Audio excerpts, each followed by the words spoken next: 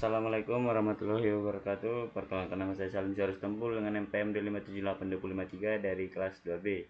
Oke, baik, pada video kali ini saya akan menjelaskan yaitu modul 6 tentang data link layer. Yaitu kita masuk ke nomor 1, yaitu tentang purpose of the data link layer atau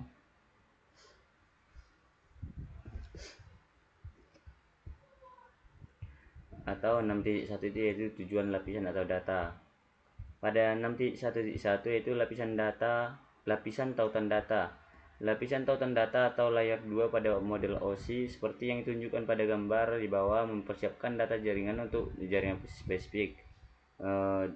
Lapisan tautan data bertanggung jawab atau komunikasi antar kartu antar muka jaringan atau NIC.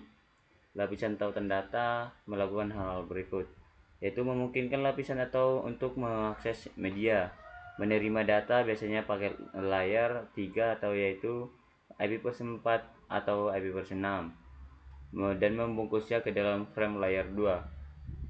Selanjutnya mengontrol bagaimana data ditempatkan dan diterima pada media. Selanjutnya melakukan pertukaran frame antar titik akhir melalui pada media jaringan. Selanjutnya menerima data yang di enkapsulasi biasanya paket layar 3 dan mengarahkannya ke protokol lapisan atas yang sesuai. Selanjutnya melakukan deteksi kesalahan dan menolak setiap frame yang rusak. Ini gambar yang kita bilang tadi ya. Setelah itu, dalam jaringan komputer, sebuah node adalah perangkat yang dapat menerima, membuat, menyimpan, atau meneruskan data sepanjang jalur komunikasi. Tanpa lapisan tautan data, protokol lapisan jaringan seperti IP harusnya menyediakan cara untuk terhubung ke setiap jenis media yang memungkinkan ada di sepanjang jalur pengirimnya. Di sini ada gambar menampilkan contoh lapisan tautan data menambahkan informasi NIC tujuan ya.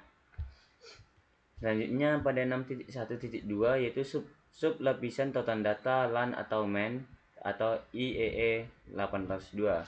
Standar IEE 802 LAN atau WAN khususnya untuk LAN Ethernet, LAN nirkabel atau WLAN, jaringan area pribadi nirkabel WAN, dan jenis jaringan area lokal dan metropolitan lainnya. Kontrol tautan logis atau logic link control atau LCC. Sub lapisan IEE 802.2 ini berkomunikasi antar perangkat lunak jaringan di lapisan atas dan perangkat keras di lapisan bawah.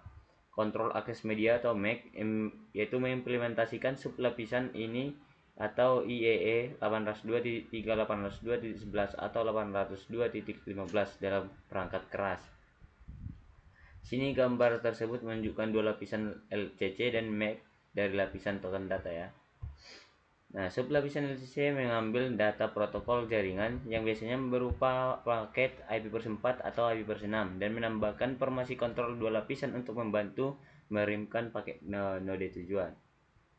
Nah, sub lapisan MAC menyediakan enkapsulasi data yaitu pembatasan bingkai, yang mana proses pembingkaian menyediakan pembatasan penting untuk mengidentifikasi bidang dalam sebuah bingkai. Yang kedua, pengalamatan yaitu menyediakan pengalamatan sumber dan tujuan untuk mentransfer frame layer 2 antar perangkat pada media bersama. Selanjutnya, deteksi kesalahan mencakup trailer yang digunakan untuk mendeteksi kesalahan transmisi. Pada 6.1.3 itu memberikan akses ke media. Setiap lingkungan jaringan dilalui paket saat berpindah dari host lokal ke host jarak jauh dapat memiliki karakteristik yang berbeda. Misalnya LAN Ethernet biasanya terdiri dari banyak host yang bersaing untuk mendapatkan akses pada media jaringan. Antarmuka router membungkus paket ke dalam frame yang sesuai. Metode kontrol akses media yang sesuai digunakan untuk mengakses setiap tautan. Nah, tekan putar untuk melihat pada di bawah ada router pada gambar memiliki antarmuka Ethernet untuk terhubung ke LAN dan antarmuka serial untuk terhubung ke WAN. Sini ya.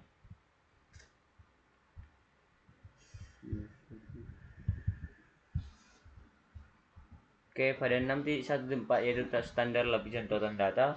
Protokol lapisan tautan dan umumnya tidak didefinisikan oleh request for comments atau RFC. Tidak seperti protokol lapisan atas dari rangkaian TCP atau IP. Ethernet Engineering Task Force atau IETF memelihara protokol dan layanan fungsional untuk rangkaian protokol TCP/IP di lapisan atas. Di sini ada lapisan fisik dan tautan data OSI, yaitu meliputi yang berikut ini, yaitu yang pertama Institut Insinyur Listrik dan Elektronika atau IEEE. Yang kedua Persatuan Telekomunikasi Internasional atau ITU. Yang ketiga Organisasi Internasional untuk Standarisasi atau ISO. Yang keempat yaitu Lembaga Standar Nasional Amerika atau ANSI. Selanjutnya 6.1.5 itu tentang heksam aja. Lanjut kita masuk ke selanjutnya 6.2 itu tentang topologis.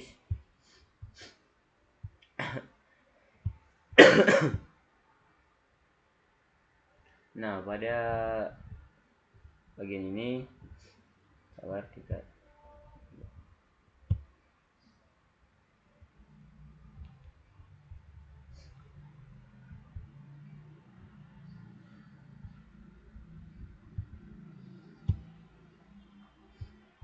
Nah, pada 6.2 itu tentang topologi, yang mana pada 6.2.1 topologi fisik dan logis.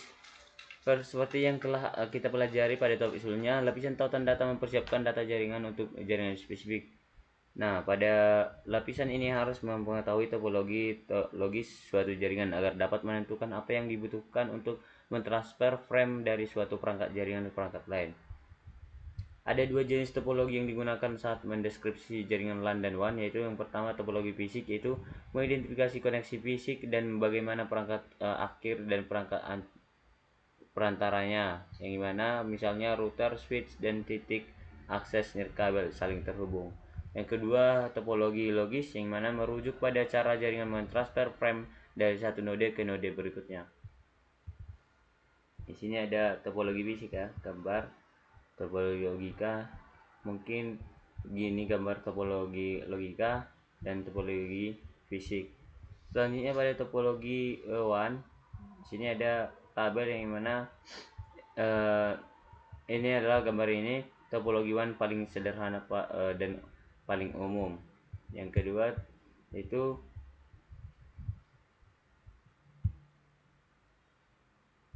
ini ya, kita skip aja. Di sini ada 3 gambar, kita skip. Selanjutnya pada 6.2.3 itu tentang topologi one point to point, yaitu topologi titik ke titik fisik secara langsung menghubungkan dua node seperti yang ditunjukkan pada gambar. Dalam pengaturan ini dua node tidak perlu berbagi media dengan host lain. Selain itu kita menggunakan protokol komunikasi serial seperti point to point protokol atau PP. Sebuah node tidak perlu menentukan apakah frame yang masuk ditujukan untuknya atau node lain.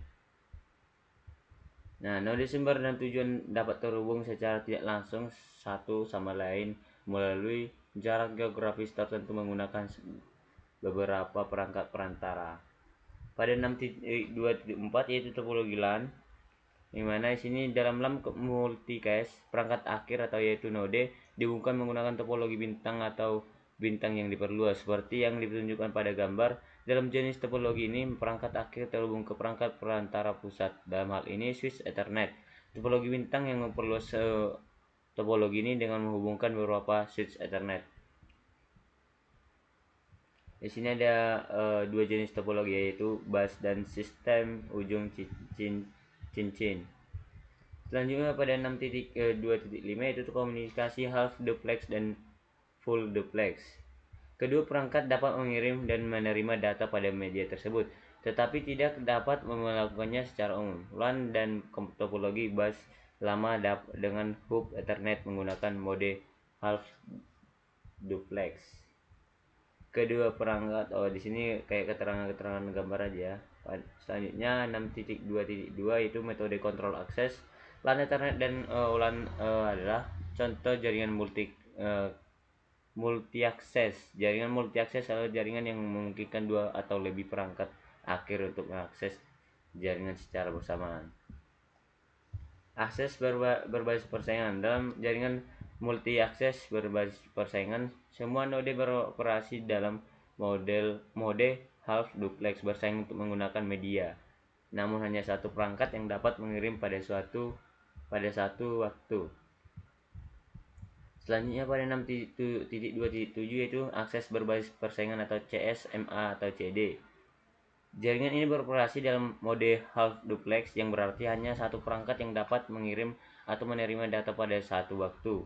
Jika dua perangkat mengirimkan data secara bersamaan, akan terjadi tabrakan. Untuk LAN Ethernet lama, kedua perangkat akan mendeteksi tabrakan di jaringan. Inilah bagian deteksi tabrakan atau CD dari CSMA atau CD. Nah, di sini ada sebuah tabel-tabel ya. Pada PC mengirimkan sebuah frame, hub menerima bingkai, dan hub mengirimkan frame. 6.2.8 yaitu tentang akses berbasis persaingan CSA-MA atau CA. CSA atau CMSA atau CA menggunakan metode yang mengirim dengan CSMA atau CD untuk mendeteksi apakah media tersebut kosong. CMSA atau CA menggunakan teknik tambahan di lingkungan nirkabel tidak memungkinkan bagi perangkat untuk mendeteksi tabrakan. Nah, setiap perangkat yang mengirimkan data menyertakan durasi waktu yang dibutuhkan untuk transmisi. Oke, untuk 6.2.9 ini kayak cuman ujian soal aja. Lanjut pada 6.3 yaitu tentang data link layer.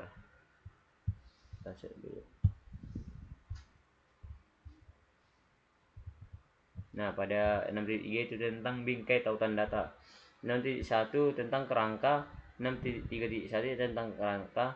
Nah, topik ini membahas secara detail apa yang terjadi pada frame data link saat bergerak melalui jaringan. Lapisan tautan dapat mempersiapkan data yang di enkapsulasi, biasanya perangkat IP versi 4 dan IP versi 6 untuk ditransmisikan melalui media lokal dengan cara mengenkapsulasinya menggunakan header dan trailer untuk membuat sebuah frame. Semua protokol lapisan tautan data membungkus data di dalam bidang dan data bingkai. Namun struktur bingkai dan bidang yang terdapat dalam header dan trailer bervariasi tergantung pada protokolnya. Tidak ada satu struktur frame pun yang memenuhi kebutuhan semua transportasi di semua jenis media. Lanjut pada 6.3.2 tentang bidang bingkai. Pembingkaian memecah aliran data menjadi kelompok-kelompok yang dapat diuraikan dengan informasi kontrol disisipkan di header dan trailer sebagai nilai dalam bidang yang berbeda. Nah, protokol lapisan tautan data menambahkan trailer di akhir setiap frame. Dalam proses yang disebut deteksi kesalahan, trailer menentukan apakah frame tiba tanpa kesalahan. Trailer tersebut menempatkan ringkasan logis atau matematis dari bit-bit yang membentuk frame. Node pengirim membuat ringkasan logis dari isi frame yang dikenal sebagai nilai Cyclic Redundance Check atau RCC. Lanjut pada 6.3.3 alamat lapisan 2. Lapisan tautan data menyediakan pengalamatan yang digunakan dalam pengiriman frame melalui media lokal bersamaan. Alamat perangkat pada lapisan ini disebut sebagai alamat fisik. Pengalamatan lapisan tautan data terdapat dalam header frame dan menentukan node tujuan frame pada jaringan lokal.